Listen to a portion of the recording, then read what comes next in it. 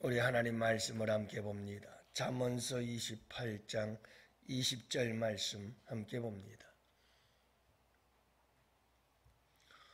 다 같이 함께 한 목소리로 잠언서 28장 20절 말씀 함께 보십니다.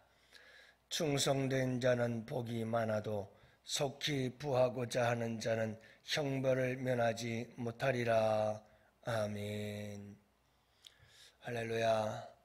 여러분, 오늘 이 하루도 주 안에서 복된 하루 되시고 오늘도 주님과 함께 평강의 하루가 되시기를 축원합니다. 오늘 특별히 효도관광 가는 날인데요. 여러분들 시작부터 끝까지 주님께서 함께 하시고 지켜주시기를 바랍니다. 그리고 우리 교회야 그런 일이 있겠습니까마는 또 밖에 나가서 여러 사람이 함께 동행하다 보면 또 이런저런 서로 부딪히는 일들도 있을 거고 은혜롭게 영적으로 큰 유익을 얻고 돌아올 수 있는 시간들이 꼭 되실 수 있기를 바랍니다. 한 번은 징기즈칸이 사냥을 나가서 목이 말라서 옹달샘에서 물을 마시려고 하는데 이 몽골인들은 길들여진 독수리들을 특히 사냥을 나갈 때는 독수리 사냥을 많이 하지 않습니까? 이 독수리가 자꾸 옹달샘 물을 마시지 못하도록 계속해서 회방을 놓는 거예요. 그래서 징기즈칸이 이 매를 그냥 쳐 죽여버렸어요. 그리고는 옹달샘에 물을 먹으려고 막 머리를 숙이는데 보니까 그 옹달샘에는 독이 든 뱀이 거기 빠져 있었어요.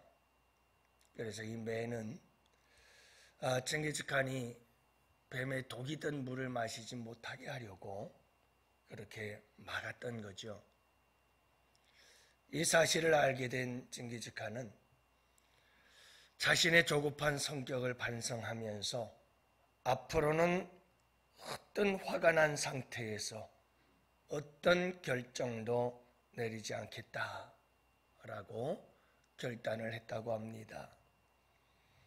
자신의 얕은 생각대로 결정하고 행동하는 것이 얼마나 어리석은지를 깨달은 거죠. 여러분, 세상을 살아가면서 조급함이라고 하는 것은 독입니다.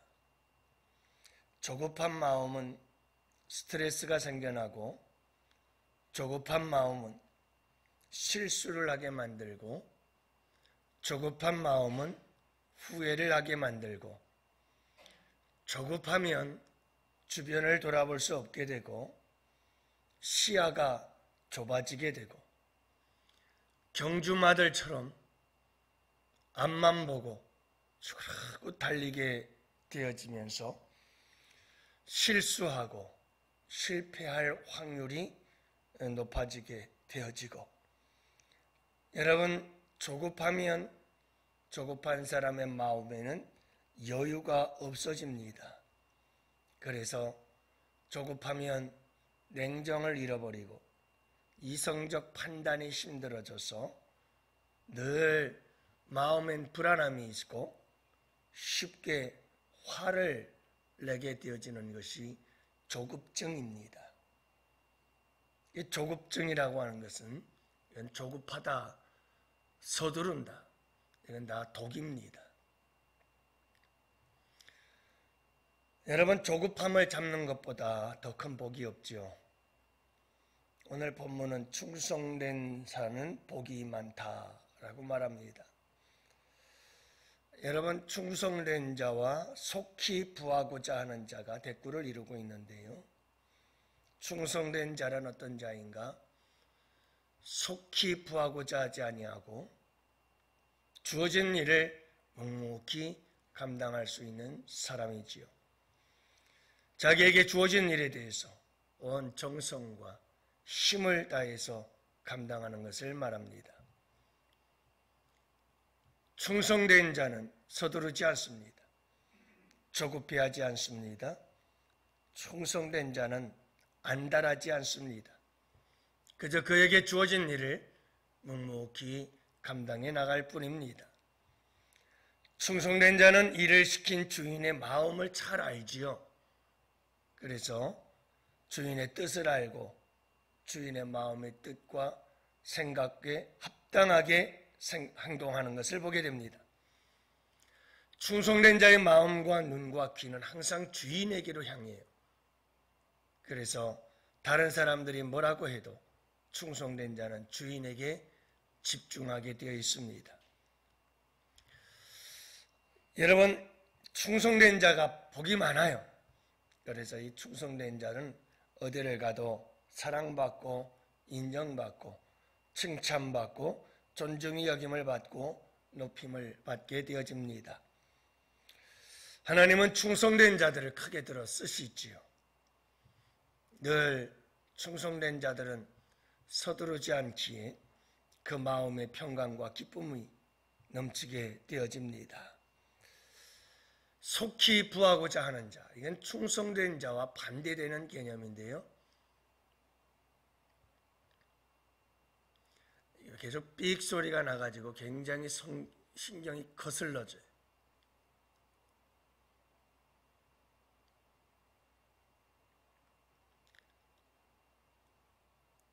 이게 마이크 소리인지 아니면 뭐 팬이 돌아가는 소리인지.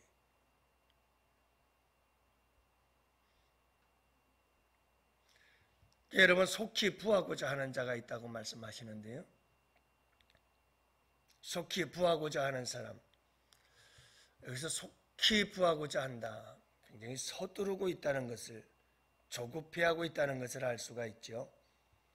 항상 이 조급한 사람들은 불안합니다. 그래서 여러분, 조급하고 서두르게 되면 준비가 부족하게 됩니다. 실패할 수밖에 없겠죠. 무리하게 되어집니다.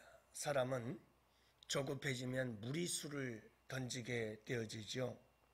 그래서 일을 그르치게 되어지고 무리한 계획, 무리한 목표, 무리한 행동을 하게 되어집니다. 그러다 결국은 모든 일들이 실패하게 되어지고 맙니다. 또 여러분, 조급한 사람들은 기다리지를 못하죠. 그래서 여러분, 인내를 빼앗기게 되어집니다. 여러분들 인생은 기다림이거든요. 인내하지 못합니다. 인내하지 못하고 얻을 수 있는 게 없어요. 모든 하나님의 축복은 기다림 속에서 주어지고 얻을 수 있게 되어집니다. 여러분, 그러나 조급하게 되어지면 기다림을 잃어버려서 모든 것을 망치게 되어버리고 맙니다. 뿐만이 아니고 여러분, 서두르고 조급하게 되어지면 편법을 사용하게 되어지고 불법을 사용하게 되어 그래서 죄악과 타협하게 되어지고 악마와 타협하게 되어지고 영혼까지 다 내어주고 뺏기게 되고 말지요. 속히 부하고자 하는 자, 결국 그의 열매는 무엇인가? 형벌을 면하지 못하리라, 이렇게 말씀하고 있습니다. 서두르고 조급하면 결국은 멸망에 이를 수밖에 없다는 것을 말씀해주고 있지요. 여러분, 우리가 잘 압니다마는 사울 왕은 블레셋과의 전쟁에서 조급한 마음 때문에 해서는 안 될 제사를 자기가 드리고 말지요. 사무엘 제사장이 와서 제사를 드려야 되는데 블레셋 군사들은 점점 가까이 오고 이스라엘 백성들은 흩어지고 빨리 제사를 드려야 전쟁에 나가 싸울 수가 있는데 약속한 사무엘은 시간 맞춰 오지 못하고 너무 마음이 조급해서 견딜 수가 없어 제사장 드려야 할 제사를 자기가 드리고 말았습니다. 이때부터 사도 바울은 무너져 내리기 시작했고 하나님은 사울 왕을 버리고 말았죠. 이렇게 여러분, 우리의 조급함은 우리의 삶을 망치게 만듭니다. 성경은 말합니다. 디모데후서 3장 4절 말씀에 보면 마지막 때에 나타나는 사람들의 특징이 무엇인가? 사랑도 식어지고 마음이 조급해질 것이라고 말씀합니다. 그래서 현대인들은 마지막 때를 살아가는 사람들은 마음이 조급해져서 빨리빨리 서두르기 시작합니다. 그렇게 조급증을 가지고 살아가는 사람들의 모습은 마지막 때에 살아가는 사람들의 특징이라는 것을 말씀해주고 있죠. 조급하고 서두르고 기다리지 못하고 인내하지 못하는 것, 이것이 마지막 때를 살아가는 우리들의 모습이 아닐까 싶습니다. 사랑하는 양혼의 성도 여러분, 오늘 이 하루를 살아갈 때에도 여러분 너무 조급한 마음을 가지지 마십시오. 모든 일에 무슨 일이든 조급하지 마시고 서두르지 마시고, 여러분 좀 우리가 여유를 가지고 생각하고 판단하고 결정하고 행동할 수 있는 이런 여유가 필요한 시대를 살아가고 있습니다. 오늘 이 하루도 여러분, 조급함은 금물입니다. 독입니다. 서두르지 마십시오. 한 템포 늦추십시오. 조금 더 여유를 가지고 한 번 더 생각해 보십시오. 무슨 일이든 오늘 이 하루도 조금 더 여유를 가지고 살아간다면 어제보다는 오늘이 훨씬 더 주님 안에서 복된 하루가 될 줄 믿습니다. 오늘 효도관광을 갔다 오더라도 여러분 너무 서두르면 안 됩니다. 조금 여유를 가지고 우리가 함께 즐거운 시간들 가지시고 동행하는 시간들 되시면 오늘 이 하루가 참 행복하고 주 안에서 큰 영적인 은혜와 유익이 있으리라고 믿습니다.